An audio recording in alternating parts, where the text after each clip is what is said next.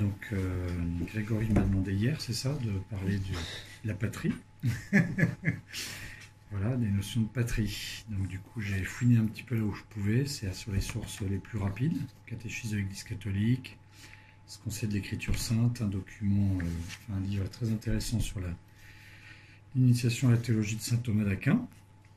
Voilà, la notion de patrie, elle n'est pas très compliquée à comprendre, puisque déjà un Dieu s'est choisi un peuple, et que dans ce peuple, eh bien, il y avait des enfants, des tribus, et régulièrement les Juifs parlent du père Abraham, de Moïse, des pères des tribus, des 12 tribus d'Israël, de Dieu après Jésus va parler de son père lui-même, et puis vous savez qu'il va aller jusqu'à pleurer, il pleure 2 fois dans l'évangile, vous savez quand? Il y a une petite thèse comme ça, parce que chaque fois qu'on répond, on mange moins. Comment? Jérusalem aussi. Voilà, il pleure à la mort de Lazare et il pleure sur Jérusalem. Donc à la fois sur son ami et à la fois sur la ville et donc Jérusalem sur sa patrie. Et 2 seules fois où quand il pleure sur Jérusalem, il dit voilà, comme une poule a voulu rassembler tes poussins, et en fait échec. Donc la notion de patrie vient déjà du mot latin pater patris, qui veut dire le père. C'est-à-dire ce qui nous a été donné. C'est une idée de famille, mais plus large que la famille naturelle, puisqu'elle est élargie dans le temps. Ça peut être les pères, les aïeux, les grands-aïeux, les ancêtres, comme ça peut être les frères aussi. Et dans l'espace. C'est-à-dire que ce n'est pas forcément que dans la même maison, ça peut être sur un espace plus ou moins large. Et d'ailleurs, dans cette notion ça peut être un pays, ça peut être une région, ça peut être un lieu-dit, ça peut être un continent. Dans tout ça, on a l'idée de patrie. Alors que l'idée de nation vient plutôt de natus, la naissance. Alors du coup, il y a un lien un petit peu étroit quand même. Mais quand on parle simplement de naissance par rapport au père, la naissance est déjà beaucoup plus réduit en fait. Ça peut être immédiat, ça peut être étroit, c'est beaucoup moins enraciné. Et du coup, autant il y a très peu de débordements patriotiques à proprement parler, autant des débordements nationalistes, ça existait. Notamment les nazis, national-socialisme, pour se remettre un peu les vrais termes. Voilà, donc l'idée de valeur, de temps et d'espace est beaucoup plus réduite dans la nation que dans la patrie. Donc du coup, la notion chrétienne, autant dans le catéchisme de l'Église catholique, on ne trouve pas l'idée de nation, mais par contre, l'idée de patrie, on la retrouve, la patrie terrestre et la patrie céleste. Donc le Père Sineux dit bien qu'il faut... Voilà, c'est des notions fondamentales et universelles, alors que l'État, c'est un système en fait.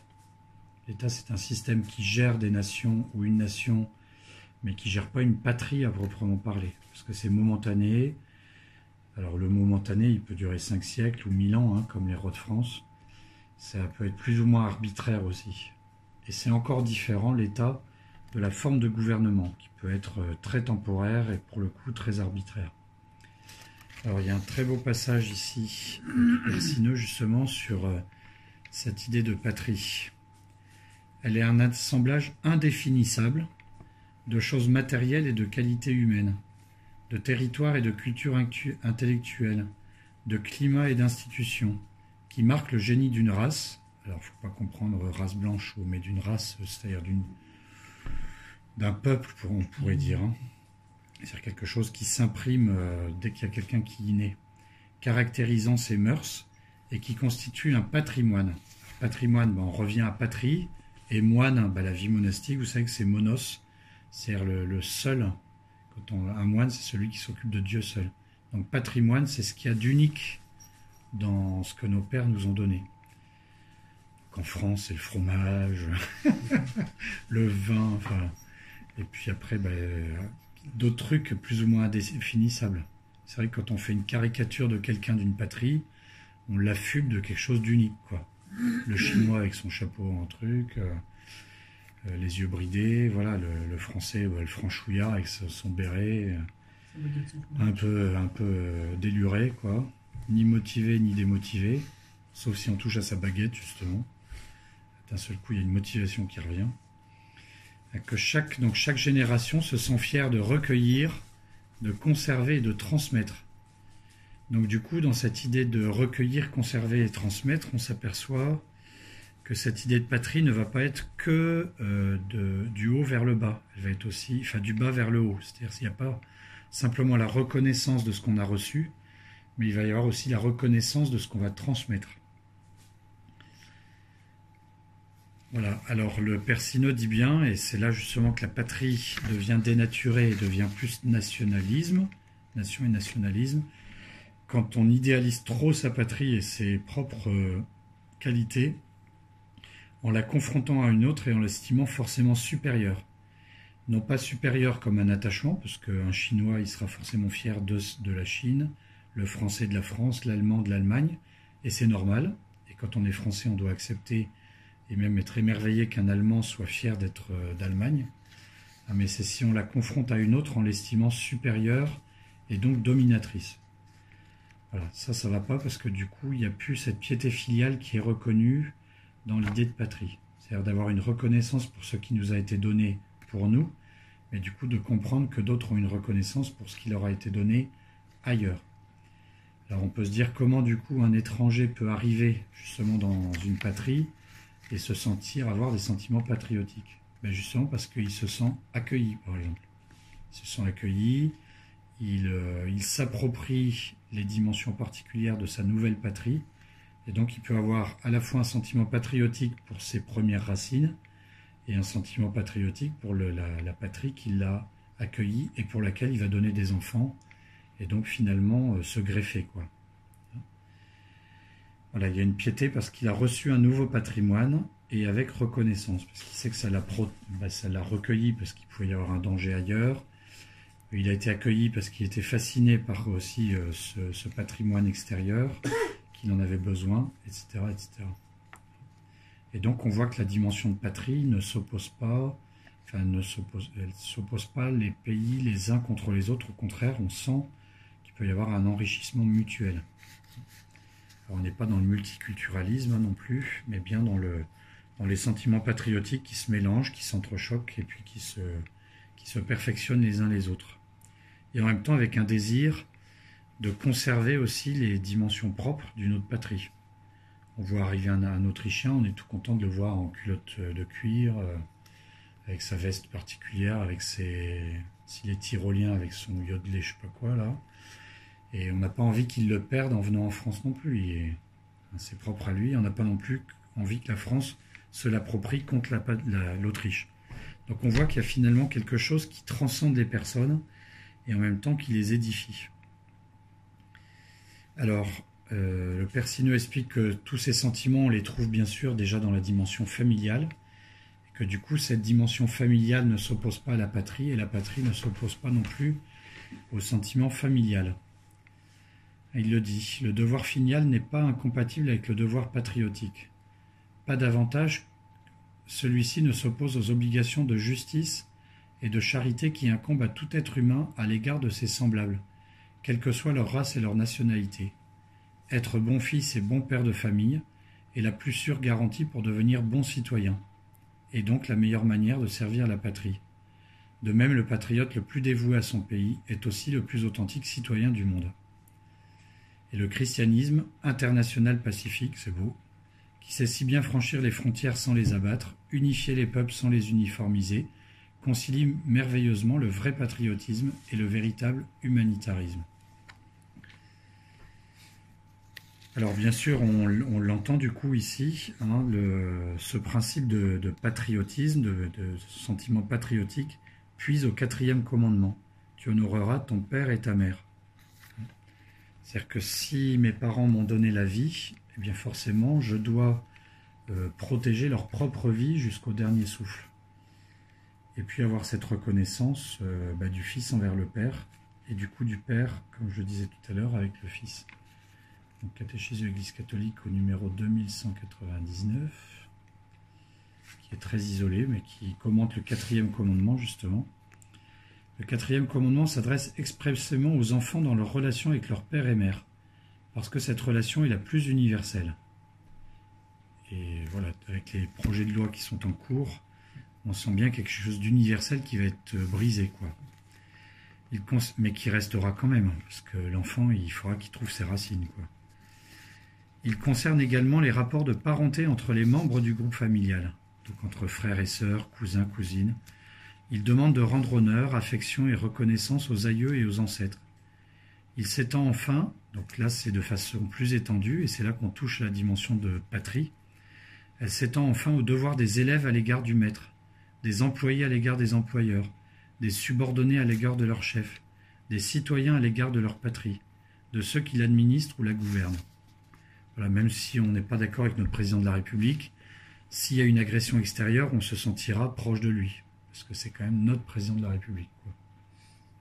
Sauf s'il en vient à trahir sa propre patrie. C'est-à-dire s'il en vient à détruire la patrie pour la donner à un autre, effectivement, on aura tendance à le mettre à l'écart parce qu'il n'est pas digne de la patrie.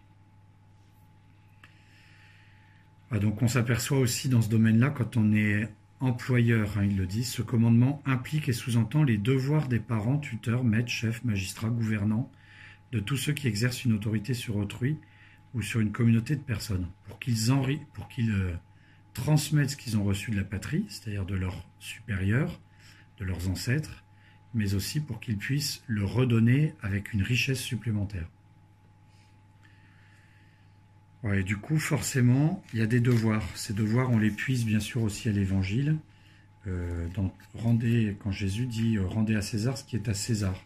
Alors non pas quand Jésus dit César, c'est pas la personne de César, hein, c'est pas Jules César avec Astérix, mais c'est César, c'est-à-dire celui qui détient le pouvoir. Donc je dois rendre à celui qui détient le pouvoir, eh bien ce qui lui est dû, parce que lui-même sert ce qui est un patrimoine commun. Donc, au numéro 2239, le devoir des citoyens est de contribuer avec les pouvoirs civils au bien de la société, dans un esprit de vérité, de justice, de solidarité et de liberté.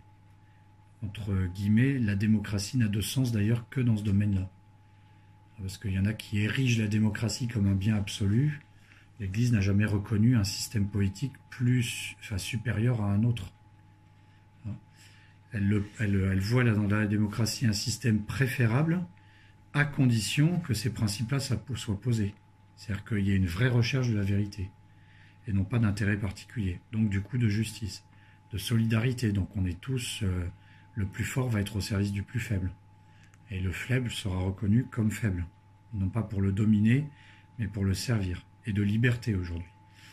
Et le pape Jean-Paul II disait justement que les démocraties, donc il le dit quand même explicitement, que les démocraties occidentales, ayant perdu cet esprit de vérité, c'est-à-dire le but c'est pas de réfléchir sur une vérité, mais sur des avancées sociétales, sur un progrès infini, sont devenues en fait des systèmes tyranniques et totalitaires, quoi. Voilà. Et donc le plus petit, l'enfant avorté, la personne en fin de vie, etc., deviennent des personnes qu'on cherche à éliminer parce qu'elles ne correspondent plus à une autre forme de vérité qui n'est pas la vérité.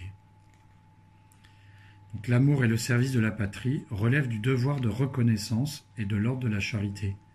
La soumission aux autorités légitimes et le service du bien commun exigent des citoyens qu'ils accomplissent leur rôle dans la vie de la communauté politique. Alors ici, le catéchisme cite justement ce que sont la soumission à l'autorité et la co-responsabilité du bien commun. Ils exigent moralement le paiement des impôts, l'exercice du droit de vote, la défense du pays. Saint Paul dit dans l'Épître aux Romains, « Rendez à tous ce qui leur est dû. À qui l'impôt, l'impôt, à qui les taxes, à qui la crainte, à qui l'honneur, l'honneur. » Ça n'empêche pas qu'on peut râler sur la surcharge d'impôts. Voilà. Les chrétiens, alors ceci dit, les chrétiens face à ça servent César, mais justement ils ont une autre patrie supérieure, la patrie céleste. Et du coup déjà avec cette patrie terrestre, ils ont à la fois un sens du service et à la fois une vraie liberté. Ici c'est l'épître à Diognète, alors je ne sais plus qui l'a écrit, mais c'est un document des premiers siècles en fait. Diognète, c'est un juif qui doute des chrétiens, et du coup, celui qui lui écrit lui justifie ce qu'est le christianisme, en fait.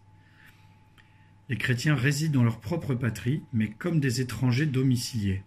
Ils s'acquittent de tous leurs devoirs de citoyens et supportent toutes leurs charges, mais comme des étrangers. Ils obéissent aux lois établies, mais leur manière de vivre l'emporte sur les lois. Si noble est le poste que Dieu leur a assigné, qu'il ne leur est pas permis de le déserter. C'est-à-dire qu'on est dans ce monde, on paye des impôts, on va faire le service militaire, on va voter, etc. Mais on s'en fout un peu, quoi. Parce que c'est pas ça qui va faire notre bonheur. C'est juste, dans la patrie, on va chercher au contraire, par la patrie céleste, par les dons de Dieu, eh bien, enrichir notre patrie terrestre.